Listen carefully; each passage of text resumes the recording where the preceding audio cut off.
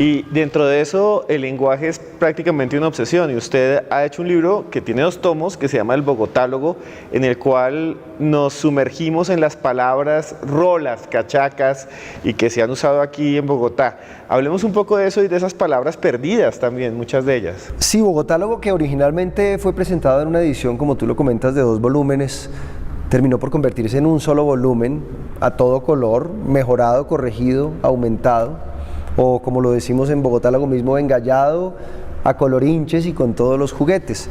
Es una exploración personal, no con ínfulas de diccionario ni con pretensiones académicas, alrededor de la forma como se ha hablado en Bogotá. No solamente desde la cachaquería, no solamente desde la rolada, sino también desde todos los términos que hemos importado de distintos países o de distintas zonas de la geografía nacional.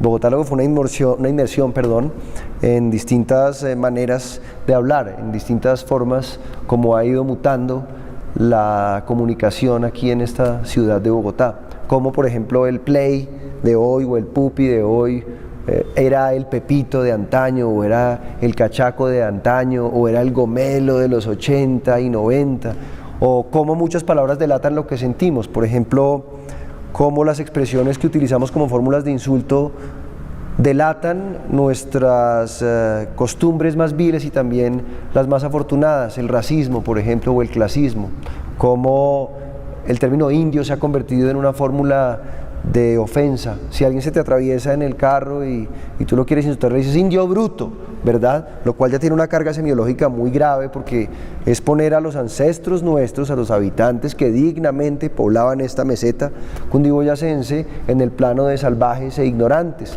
Y por ello también existen términos como guaricha o como guache, que antes se exaltaban a ciertos personajes que tenían roles relevantes dentro de las comunidades del pueblo chibcha, pero que hoy nos remiten a esas cosas. O, por ejemplo, voy a hacer una exposición de alta tecnología que no es reconocida. Voy a compartirles algo muy íntimo de mi vida, que es mi teléfono móvil. Aquí lo pueden divisar completamente. No, el color no es muy agraciado que digamos, pero ¿cómo se suele llamar a estos teléfonos usualmente, Esteban? Flecho, ¿no? Flecha. Flecha o flecho, ¿verdad? Y el flecho o flecha, ¿qué implica en realidad? Que lo puede tener cualquier indio, es decir, que es barato, es decir, que está al alcance de aquellos que son poco ilustrados. Entonces toda esa carga de símbolos que nosotros arrastramos cuando hablamos y que inconscientemente empieza a demostrar cómo sentimos, cómo pensamos, nuestra escala de valores, qué cosas consideramos valiosas, qué cosas menospreciamos, pues es una manera de psicoanalizarnos, yo creo. Yo le quería preguntar, ¿cuáles son las palabras que usted encuentra más exorbitantes, estrambóticas, extrañas en ese español bogotano?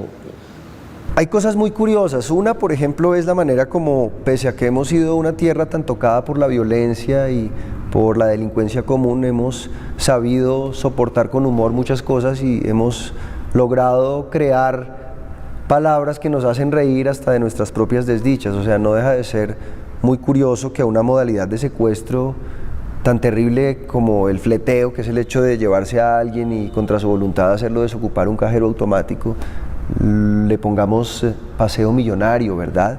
Como también lo es que a aquellos empleados de mediano rango en ciertas empresas que suelen llevar su alimento en lo que conocemos en lenguaje anglo como Tupperware, ¿verdad?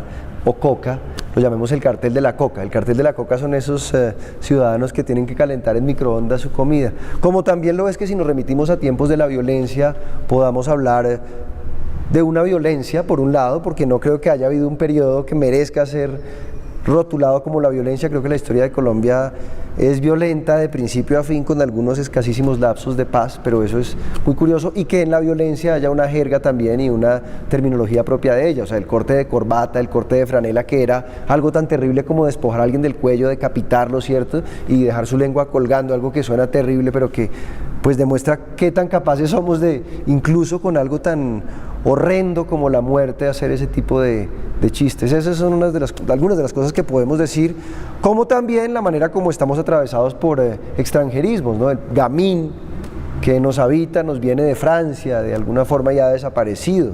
Lo mismo ocurre con el guachimán, que quizá nos vino de Antioquia y que se instaló también, o con el parcero, que nos viene de Antioquia y que a su vez nos viene de la Amazonía y de Brasil y de todas esas zonas, y que es el parcerito que ahora conocemos. Por eso Paul McCartney, cuando saludó a su público en Bogotá, una de las primeras cosas que dijo fue: buenas noches, parceros. ¿Y de dónde viene el parcero, esa historia? Del parceiro. Claramente hay muchas teorías con respecto a muchas palabras y a veces es difícil rastrear orígenes, pero parece que hubo intercambios muy importantes que involucraron a la Amazonía en los tiempos de narcotráfico, ¿verdad? La jerga sicarial tomó ese tema porque se compartía territorio con la Amazonía, había una cohabitación permanente con gente que hablaba portugués, y de ahí el parceiro saltó a muchos antioqueños que estaban vinculados con eso. Por eso el parcero colombiano nace en Antioquia y luego se exporta a tierras como la meseta cundiboyacense, y en el altiplano es algo muy utilizado. Y ustedes no se muevan, porque después de estos comerciales seguimos con Andrés Ospina y nos va a contar su última investigación de una masacre que no se sabe si existió o no y que sucedió a comienzos del siglo XX en Colombia.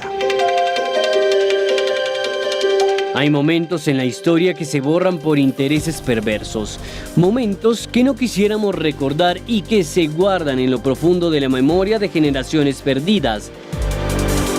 Memorias como las que explora Andrés Ospina entre legajos y páginas de antiguos periódicos que sirven de testimonio a generaciones vetustas y gastadas. Memorias como la de un inusual hecho registrado en Colombia durante el gobierno de Marco Fidel Suárez en 1919, cuando el Ministerio de Guerra decidió comprar los uniformes del ejército al gobierno de los Estados Unidos. Frente a este acontecimiento, los sastres de Bogotá se declararon en huelga y marcharon a la Plaza de Bolívar. El gobierno respondió enviando al ejército, que disparó sobre la multitud. Sangre y pólvora sacudieron el centro de Bogotá. Había comenzado la masacre de los sastres. Dolor y muerte, 20 muertos, 18 heridos y 300 detenidos. Una historia ocultada al país. Una masacre que intentó ser borrada de la historia. ¿Existió una conspiración? ¿Quiénes fueron los culpables de la masacre? ¿Qué pasó con las víctimas? Andrés Ospina responde esta noche en Más Allá.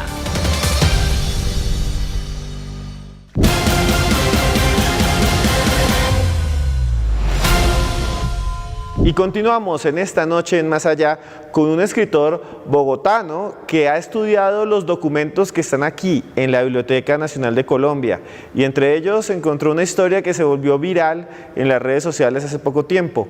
Una masacre o una supuesta masacre que sucedió a comienzos del siglo XX, la masacre de los sastres. ¿De qué se trata esta historia, Andrés? Muy bien, hace exactamente 100 años, en 1919, como ocurrió hace poco, en 2019, se estaba celebrando el primer aniversario, o se planeaba celebrar el primer aniversario de la batalla de Boyacá. Parece que los uniformes del ejército colombiano y las galas que iban a lucir en aquel entonces estaban bastante raídas, y que las prendas no tenían la dignidad suficiente que debía revestir a un miembro de las honorables fuerzas militares colombianas, y por tanto el gobierno y los hombres a cargo de estos cuerpos de justicia decidieron enviar una comisión que fuera a Estados Unidos de América para comprar los insumos que iban a servir para la fabricación de estos uniformes. Esto, por supuesto, fue bastante rechazado y bastante deplorado por el gremio textilero, que era incipiente, y por el gremio de los sastres, que eran hombres y mujeres, quienes comenzaron a protestar, se manifestaron de manera bastante seria alrededor del tema. Se organizó una protesta, el presidente era Marco Fidel Suárez, quien poco tiempo antes de que la protesta tuviera lugar derogó el decreto que ordenaba ese viaje innecesario para traer 8.000 uniformes.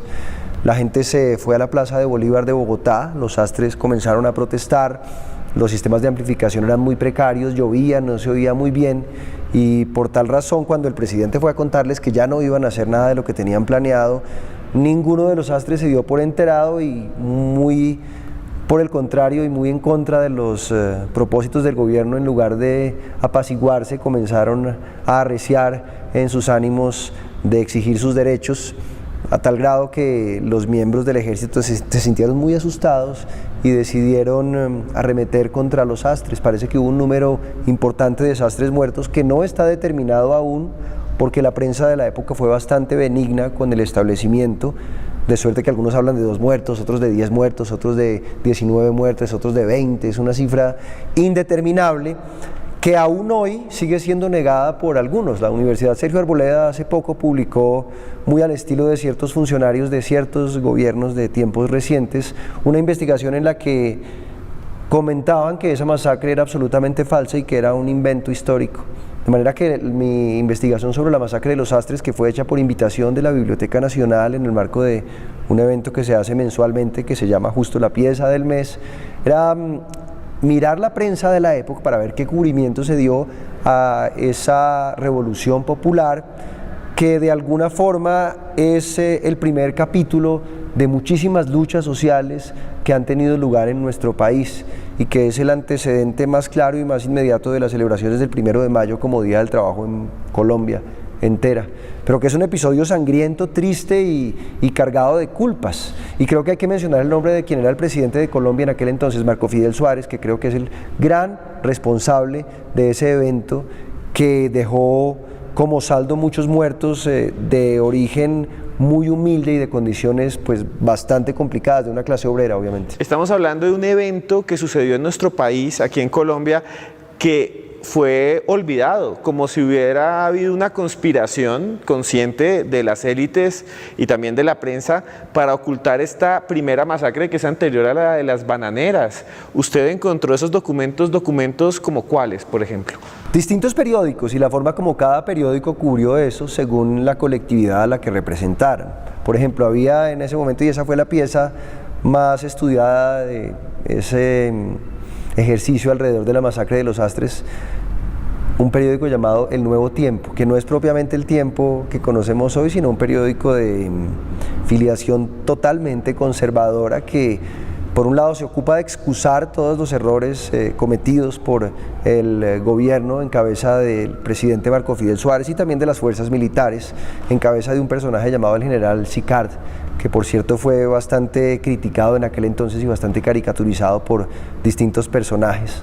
Entonces es un hallazgo terrible porque es entender que estamos sumidos en la enfermedad de la desmemoria, por un lado, y segundo, que vivimos mal informados. Aún hoy vivimos a expensas de las versiones oficiales, vivimos a expensas del publirreportaje, vivimos a expensas de aquellas informaciones tendenciosas que están siendo financiadas o que obedecen a los intereses de quienes están en el poder. Eso sucedió ayer y sucede hoy. Prácticamente una conspiración de las élites sobre esta explosión popular que había en ese momento. Claro que sí, y dado que no somos muy propensos a hurgar en nuestra historia, ni a autocriticarnos, ni a examinar las cosas que suceden, eso se sigue replicando. De hecho, hay quienes niegan todavía el tema de las bananeras, que es, creo que inobjetable desde el punto de vista histórico, pero eso sucede con muchísimos otros casos. Si uno mira la historia reciente, también lo mismo ocurre.